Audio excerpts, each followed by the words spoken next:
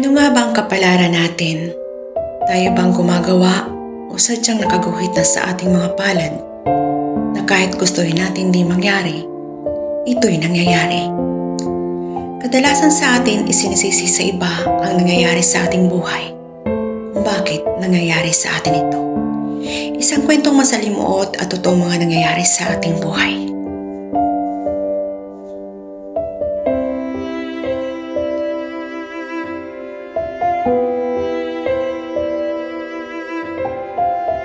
Isang pangkaraniwang babae si Sandra. Lumaking sa hirap. Lumaking malayo sa kabihasnan. Marami silang magkakapatid. Simpleng may bahay ang kanyang ina. Walang permanenteng trabaho ang kanyang ama. Ang kanyang dalawang nakakatandang kapatid may mga trabaho na rin. Hindi ito nakapagtapos ng pag-aaral. Dalaan ang kahirapan nila. Ngunit ayaw ni Sandra na matulad sa kanyang mga kuya. Kung ano ang pinanggalingan, ay doon rin ako mamamatay. Hindi ako tutulad sa inyo. Walang pangarap. Maraming pangarap si Sandra. Para sa kanyang pamilya na maahon kami sa kahirapan. Ngunit paano at anong gagawin ko upang makapag-aral ako? Isang araw nga, naisipan ni Sandra na kausapin ang kanyang ina upang sabihin ang gusto nito. Mama, pwede po bang kayong makausap ni Papa? Bakit anak? May problema ba?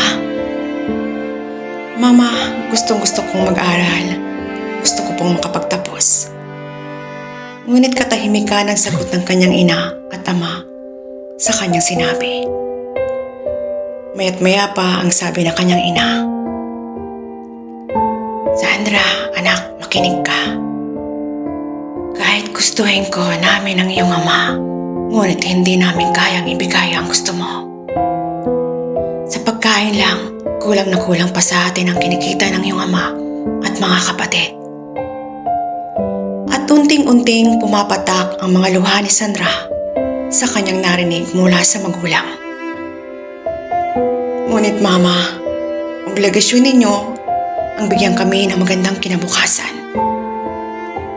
Gusto nang sumabog si Sandra na kahit anong pilit niya walang magawa at mauuwi sa bangayan lang ang lahat ng usapan nila.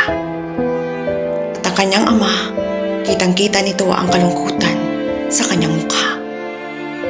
Walang magawa si Sandra kundi ang yakapin nito kasabay ng pagbalong ng kanyang mga luha. Ngunit kagaya ng dati, wala pa rin siyang magawa kundi ang umiyak na lamang. Tanging mga magulang pa rin ang masusunod sa kanila. At ang kanyang mga kapatid tanging walang magawa kundi ang maawa sa kanya. Na kahit nakakatulong ang mga ito sa kanila, ngunit kulang pa rin sa kanila ang lahat. Hanggang nawawala ng pag-asa si Sandra upang matupad ang pangarap nito. Naisipan ni Sandra na dumalaw sa kanyang tiyahin at tiyuhin. Ito na lamang ang natitira niyang pag-asa upang makapag-aral ito. Nakikipagsapalaran na ito upang matupad nito ang kanyang pangarap. Hindi niya iniisip ano ba ang kahihinatnan ng kanyang gagawin hanggang nakarating na ito sa kanyang mga tiyahin. Tao po, tiya, tiyo. Ang tanging nasambit ni Sandra. Hanggang lumabas ang kanyang tiyahin. Pamangkin, ano't napadalaw ka? May problema ba? Mano po, tita, tito, kamusta po kayo? Halika, maupo ka. Anong sadyama mo, anak? Tita, alam kong kalabisan po ang aking hihilingin sa inyo. At ako'y nagbabakasakali na baka iyong matulungan sa aking pag-aaral. Marami silang napag-usapan ng kanyang mga tita sa lahat ng plano niya. Hanggang napapayag niya ito Ngunit ang lahat ng tulong na gagawin nito ay kapalit ay siya ay magiging katulong nito. Tita at tito, marami pong salamat. Ngayon pa lang ay ako'y nagpapasalamat. At alam kong hindi sapat ang mga salita ko. Hanggang sa nakauwi na si Sandra sa kanyang tinitirhan. Halos hindi pa ito makapaniwala sa lahat. Thank you so much, Lord. Heto na nga aking simula upang matupad ko ang mga pangarap ko. Hanggang nagsimula na si Sandra sa kanyang pag-aaral at trabaho. Tiniis niya ang lahat ng hirap, pagod, puyat, pagtitipid, na kahit alam niya, minsan gusto na nitong makaramdam magpahinga. Diyos ko, huwag mo akong pababayaan. Bigyan mo ako parating malakas na pangangatawan. Lumipas pa ang taon. Malapit na akong makapagtapos sa high school. Kunting hirap at tiyaga pa. Hanggang sumapit na ang kanyang pagtatapos.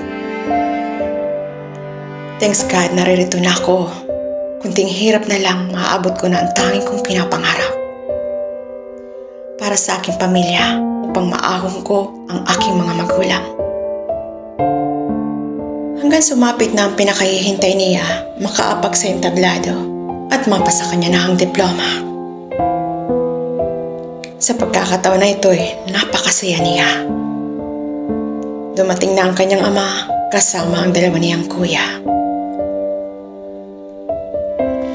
Ngunit bibo ang kanyang kaligayahan sapagkat di kasama ang kanyang ina. Alam ni Sandra na hindi masaya ang kanyang ina sa kanyang desisyon.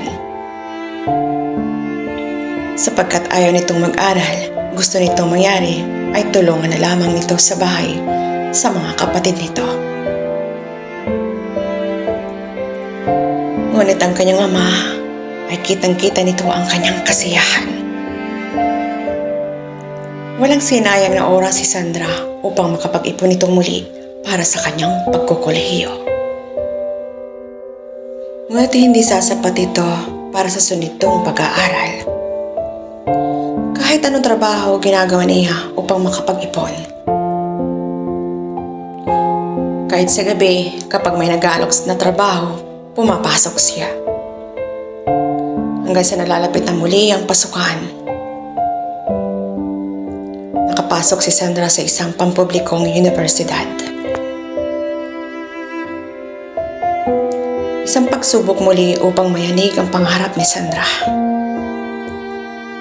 Isang trahedya ang bumalot sa buong pag-asa ni Sandra. At muli naman itong susubukin ng panahon kung hanggang saan ang tatag nito. Binawian ng buhay ang kanyang mga tita at tito sa aksidente. Nawasak ang sinasakyan nito papuntang simbahan. At binawian ito ng buhay bago nakarating sa ospital.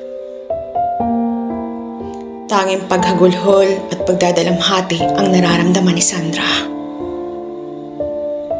Diyos ko, kawawa ang mga pamangkin ko. Mga bata pa upang mawala ng mga magulang. Isa pa ho, paano ako ngayon? Sila lang ang tumutulong sa akin upang maabot ko ang pangarap ko. Wala nang magawa si Sandra kundi ang magdalamhati sa sinapit ng mga ito. Na kahit alam nitong mababait ang kanyang mga tito-tita. Ngunit wala nang magagawa si Sandra, nangyari na ang nakatakda. Naghanap ng mapapasukan si Sandra na panggabi na trabaho. Sa umaga, pumapasok ito sa universidad. Hirap na hirap si Sandra sa kanyang sitwasyon. Ngunit kinakaya nito ang lahat para maabot nito ang kanyang minimithi para sa kanyang pamilya. Halos sumasala na si Sandra sa pagkain dahil sa pagtitipid. Kapag may bakanting oras, naghahanap siya ng mapapasukan upang kumita ng extra. Ngunit panibagong pagsubok muli ng tanging yayanig sa pangarap ni Sandra. Ang kanyang pinakamamahal na ama, binawi na sa kanila. Diyos ko, bakit ganito? Kailan matatapos ang pagsubok ko? Kailan ko makakamtan ng buhay na aking pinapangarap? Kung sino ang dapat kong pag-alayan ng aking pangarap ay iyong binawi sa amin. Kailan matatapos ang lahat ng ito? Muli nagdadalamhati ang puso ni Sandra sa pagkawala ng kanyang pinakamamahal na ama. Ngunit kailangan niyang magpatuloy upang makamtam niya ang kanyang pangarap. Hanggang natapos na niya ang kanyang first sem ng kanyang kursong accountancy. Hindi ko nakakayanin ang lahat ng gastusin sa aking pag-aaral. Lalo na ngayon, wala na. Ginawa si mama kundi humingi ng pera. Paano na ako? Di ko na alam paano at saan. Kung pwede lang pumili ng magulang na gustuhin natin para hindi ganito ang buhay ko. Ngunit kailangan niyang huminto sa kanyang pag-aaral pansamantala. Mag-ipon ng pera na kailanganin nito. Isang araw, nagkita sila ng kanyang kababata. Maganda ang pananamit. Nabibili na ang lahat ng gusto. Inalok nito si Sandra na magtrabaho sa pinapasukan nito. Panggabi, isang warehouse. Waitress. Tinanggap ni Sandra upang ito'y makapag-ipon. Trabaho sa araw, trabaho sa gabi. Ilang oras na lamang ang kanyang pahinga. Kailangan kong maging matatag para sa buhay na aking minimithi. Kunti na lang, mapagpapatuloy ko na muli ang aking pag-aaral. Hanggang isang araw, may nagpakilala kay Sandra sa kanyang pinapasukan na warehouse. Isang matangkad, gwapo, matipuno, halatang mayaman.